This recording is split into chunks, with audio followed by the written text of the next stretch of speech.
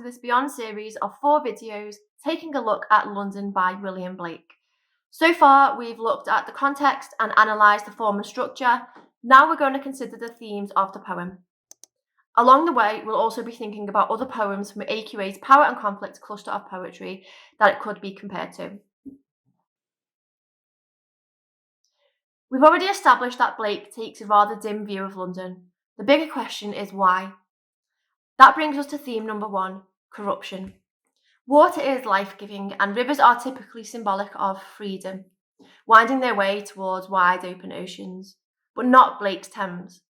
The charted Thames is not the property of the people, nor is it a site of nourishment or cleansing. As with the rest of London, the great River Thames has been charted. That verb, acting as an adjective, tells us that this natural force has become owned and regulated by the establishment, namely the parliamentarians who oversee such governance.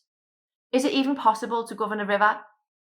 The romantic in Blake would scream no, but the realist in him sees that freedoms have been so restricted and the water so sullied that it is every man, the ordinary person in the street, who is crying instead.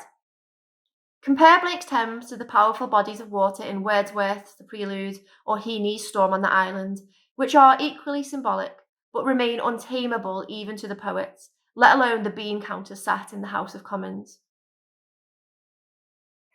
The corrupting effect of governors on working men is seen even more unsettlingly in stanza 3, where the hapless soldiers sigh, run in blood down palace walls. Blake is saying that the rich and powerful, be it those in the Palace of Westminster or other such strongholds, are responsible for the pain and suffering of citizens who have to live or die by their decisions. In this striking instance, soldiers who have been sent to war on the command of the establishment. Conflict is implied rather than being a dominant theme, yet you could definitely compare this couplet to Tennyson's The Charge of the Light Brigade, in which 600 similarly hapless soldiers are sent to their death. Linked into this theme of a corrupt, self-serving establishment are themes of oppression, class, conflict, and urban decay, all 3 of them being a direct result of corruption. Another form of corruption is the corruption of innocence, which is an intrinsic concern in the songs of innocence and experience. Blake had an Eden-like belief in humanity, being provided at birth with all they needed for a joyful life, with the adult material world responsible for crushing this essence. The harsh urban setting contrasts with a more idyllic rural existence, just as in Carol Ruman's The Emigre. The country of memory is a safer, happier place than the occupied territory. Blake presents city babies being under attack from the moment they are born, newborn infants being blasted by the curses of their prostitute mothers. It is not these poor adults at fault, though, for the harlots are themselves youthful. Their innocence is being corrupted by a system of inequality which traps them in a cycle of misery, which is apparent in stanza 2's repetition of every cry of every man, in every infant's cry of fear, in every voice, in every ban, the mind-forged manacles I hear. One cry gives rise to another, with every person in the chain ultimately enslaved by bans, meaning official or legal prohibitions, the instinctive freedom of youth being quashed by authority.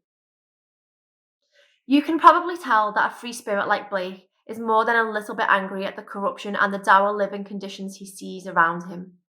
This strength of feeling and first-person account could be compared to Jane Weir's Poppies or Wilfred Owen's Exposure. They are very different poems in other respects and don't share a main thematic concern, but you should be learning that there are a multitude of ways to form links, so do look for others. Remember, you can't be wrong as long as you can support your ideas with reference to the poems. So, within the main theme of corruption are wrapped up sub-themes such as oppression, decay, innocence, childhood, and anger.